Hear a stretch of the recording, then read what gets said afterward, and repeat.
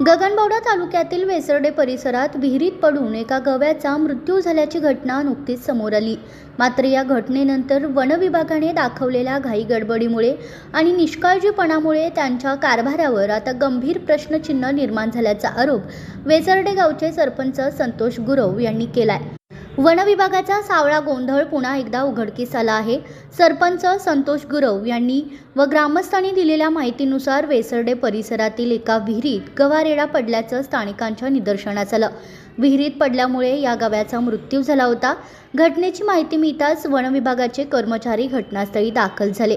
अथक प्रयत्नानंतर जेसीबीद्वारे मृत गव्याला विहिरीबाहेर काढण्यात यश आलं।